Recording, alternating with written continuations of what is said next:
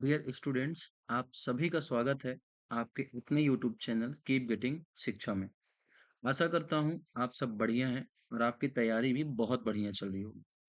Dear students, पिछली class में मैंने आपको कैपिटलिस्ट इकोनॉमी की डेफिनेशन बताई थी और साथ ही साथ मैंने आपको इसकी कैरेक्टरिस्टिक्स भी एक्सप्लेन कर दी।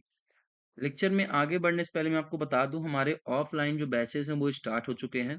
नीचे कॉन्टेक्ट नंबर दिख रहा हो, आप उस पर कॉन्टेक्ट कर सकते हो। ठीक है, मॉर्निंग और इवनिंग में हमारे बैचेस चल रहे हैं। ठीक है, चलिए तो लेक्चर को शुरू करते हैं और देखते हैं कि कैपिटलिज्म के मेरिट्स क्या होते हैं। ठीक है ना। तो सबसे पहले देखो, लिखा हुआ टेक्निकल एडवांसमेंट लिखा हुआ है, यानी कि कैपिटलिस्ट इकोनॉमी की पहली मेरिट्स ये है या फिर पहला एडवांटेज ये होता है कि यहाँ पे तकनीकी एडवांसमेंट देखने को मिलता है। यानी तकनीकी रूप से सभी सक्षम होते हैं, अच्छे होते हैं, एडवांस तकनीक यूज की जाती है। ठीक है ना। जैसे कि आप देखोगे जो कैपिटलिस्ट इकोनॉमी होती हैं, ठीक है, वहां पे आप देखोगे टेक्निकल रूप से बहुत ज्यादा एडवांसमेंट देखने को मिलती है। जैसे आप यूएसए का एग्जांपल ले सकते हो। ठीक है, यूके का एग्जांपल ले सकते हो, यहाँ पे तकनीकी रूप से ये बहुत ज्यादा आगे। फ्रांस का एग्जांपल ले सकते हो, जर्मनी का एग्जांपल ले सकते हो, इसराइल का भी ले सकते हो। तो यहाँ पे तकनीकी रूप से आप देखोगे ये लोग बहुत सक्षम होते हैं। ठीक है ना। क्योंकि यहाँ पे अक्सर देखने को क्या मिलता है, नवाचार, कोई ना कोई इनोवेशन होता रहता है। ठीक है ना। जैसे अभी एग्जांपल ले लो, ये चैट जीपीटी आ चुका है। ठीक है ना। एआई टूल्स आ गए हैं। तो ये सब कैपिटलिस्ट इकोनॉमी में ही ज्यादातर देखने को मिलते हैं। तो कैपिटलिस्ट इकोनॉमी का पहला मेरिट ये होता है कि यहाँ पे तकनीकी साक्षरता देखने को मिलती है, या फिर ये कहोगे तकनीकी रूप से ये लोग बहुत उन्नत होते हैं, बहुत ज्यादा आगे होते हैं। ठीक है। अब दूसरा क्या है, increment in production and capital formation. अब आप खुद ही सोचो, जब तकनीकी रूप से आप अच्छे रहोगे तो आपका उत्पादन भी तो क्या होगा, बढ़ेगा ना। आपके जो प्रोडक्शन है और कैपिटल फॉर्मेशन वो भी क्या होगा, बढ़ेगा। तो देखो, जब प्रोडक्शन बढ़ता है, जब उत्पादन क्या होता है, बढ़ता है, तो लोगों का कंजम्पशन भी बढ़ता है, तो इनका प्रॉफिट भी बढ़ता है। और जब प्रॉफिट बढ़ता है तो सेविंग्स भी बढ़ती है, और जब सेविंग्स बढ़ती है तो कैपिटल फॉर्मेशन होता है। ठीक है ना।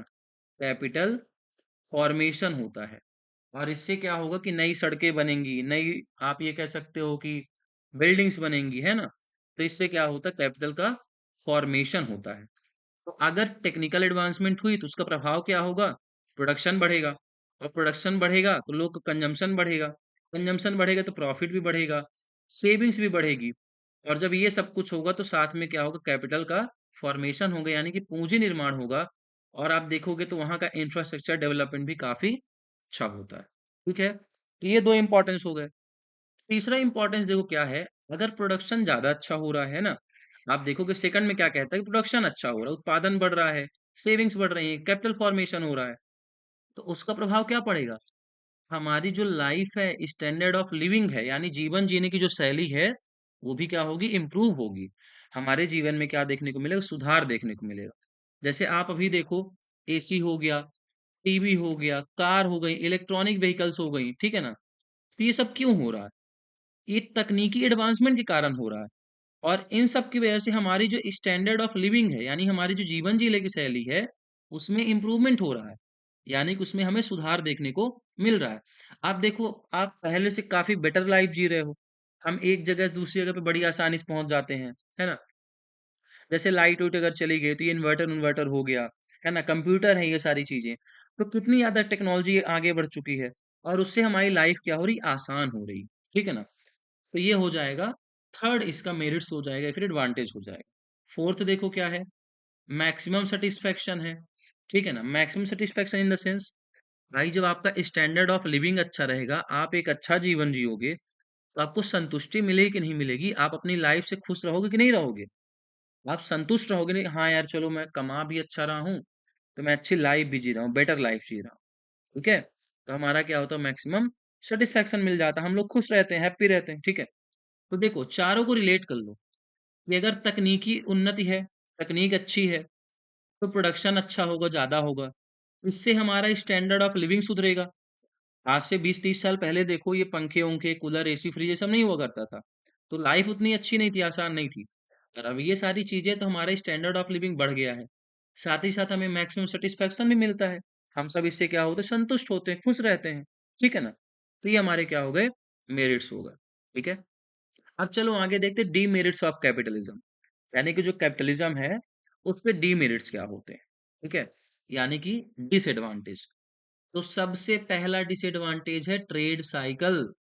ट्रेड साइकिल का मतलब होता है व्यापारिक उतार-चढ़ाव। कभी आपकी इकॉनमी बहुत अच्छा परफ़ॉर्म करेगी, ऊपर जाएगी, कभी आपकी इकॉनमी बहुत खराब परफ़ॉर्म करती है। और ये ट्रेड साइकिल 8 से 12 साल के बीच में देखने को मिलता है। यानी हर 8 से 12 साल के बीच में कहीं न कहीं आपको इकॉनमी में या तो बहुत अच्छा प्रभाव देखने को मिलेगा, आपकी इकॉनमी बहुत अच्छा काम कर रही होगी, बूम आ जाएगा, और कहीं-कहीं देखोगे तो आपकी इकॉनमी नीचे जाती, स्लो डाउन रहती, कोई विकास ही नहीं होता है। या फिर जैसे सिंपल सा एग्ज़ाम्पल ले लो, 2008 का जो बबल आया था यूएसए में, पूरी वर्ल्ड की इकॉनमी प्रभावित हुई। 12 साल बाद देखोगे 2020 में कोविड आ गया, उससे पूरी दुनिया की इकॉनमी प्रभावित हुई। तो हम इसे क्या कहते हैं? Trade cycle. मतलब ये जो ट्रेड साइकिल है, ये ट्रेड साइकिल क्या होता है? ऐसे चलता रहता है। हर 8 से 12 साल में हमें ये देखने को मिलता है। कभी आपकी इकॉनमी बहुत अच्छा परफ़ॉर्म करती है और कभी आपकी इकॉनमी बहुत खराब परफ़ॉर्म करती है। तो इसी को हम लोग क्या कहते हैं? ट्रेड साइकिल, यानी कि व्यापार चक्र कहा जाता है। ठीक है? तो पहला डिसएडवांटेज ये हो गया कैपिटलिज़्म का। सेकंड देखो क्या है? एक्सप्लॉइटेशन ऑफ लेबर है। अब यहाँ पे जो लेबर होते हैं, श्रमिक होते हैं, उनका शोषण किया जाता है। ठीक है? उनसे ज़्यादा से ज़्यादा काम करवाया जाएगा, लेकिन उनको वेजेस कम दी जाएँगी। प्रॉफ़िट में उनको हिस्सा कम दिया जाएगा, उनको बोनस नहीं दिया जाएगा, उनसे ओवरटाइम करवाया जाएगा। यानी कि सिंपल सा समझ लो कि काम उनसे जितना हो सकता है आप उतना करवाओ, पर आप वेतन जितना कम दे सकते हो उतना कम वेतन दो। जितना उनका शोषण कर सकते हो उतना शोषण करो, ये इसका एक्सप्लॉइटेशन होता है, कैपिटलिज़्म में। उन्हें साथ ही साथ ये भी डर रहता है कि कहीं उनकी जॉब ना खो जाए, ठीक है ना? इसके अलावा उनसे एक्स्ट्रा काम करवाया जाता है, पर उनको एक्स्ट्रा पैसे नहीं दिए जाते हैं। वर्किंग एनवायरनमेंट बहुत अच्छा नहीं होता, जहाँ पे काम कर रहे होते हैं ना तो सेफ्टी होती है, ना उनका मेडिकल इंश्योरेंस होता है। कभी मान लो कि कुछ हादसा हो गया, चोट लग गई, फ्रैक्चर हो गया, हाथ-पैर टूट गया, मर गए, तो उनका कोई मतलब कि मेडिकल क्लेम नहीं होता, उन्हें कुछ मिलता नहीं, ठीक है? तो ये सारी चीज़ें। और जो वर्किंग कंडीशन होती है काफ़ी खराब होती है। तो इसमें क्या होता है, कैपिटलिज़्म में क्या देखा जाता है कि जो बड़े-बड़े पूँजीपति होते हैं, वो लेबर का शोषण करने की कोशिश करते हैं। खुद तो ज़्यादा से ज़्यादा प्रॉफ़िट कमाना चाहते हैं, पर उस प्रॉफ़िट में हिस्सेदारी लेबर के साथ नहीं शेयर करना चाहते। ठीक है? तो यहाँ पे क्या होता है, कर्मचारियों का शोषण होता है।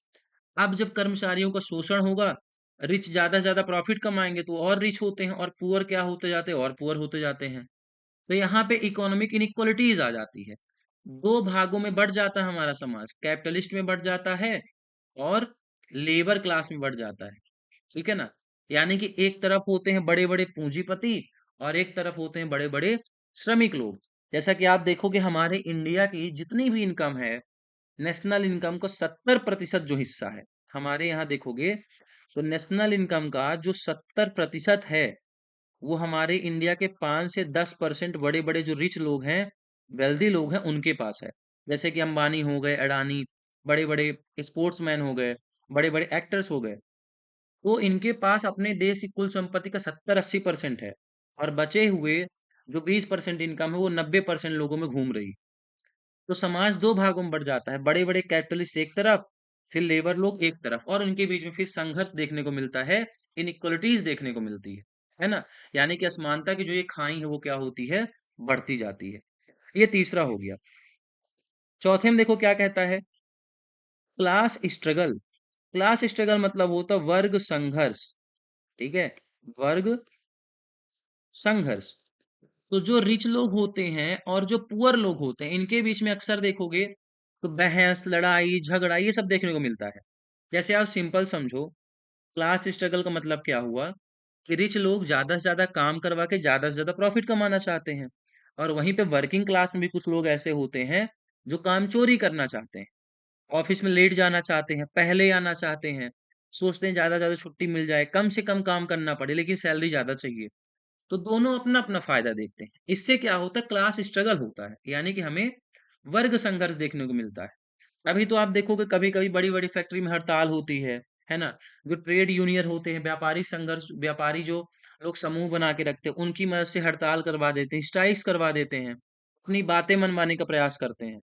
और जो कैपिटलिस्ट लोग होते हैं वो तो शोषण करते ही हैं कि भाई ओवर टाइम करो, छुट्टी नहीं देते, कम से कम सैलरी देते, प्रमोशन वमोशन नहीं मिलता, छोटी मोटी गलती पे नौकरी से निकाल देते हैं। तो ये लगातार जो क्लास स्ट्रगल है, यानी कि रिच और पुअर के बीच में जो वर्ग संघर्ष होता है वो देखने को मिलता रहता है, ये हमेशा चलता रहता है। ठीक है, तो ये हमारे हो गए डीमेरिट्स ऑफ कैपिटलिज्म।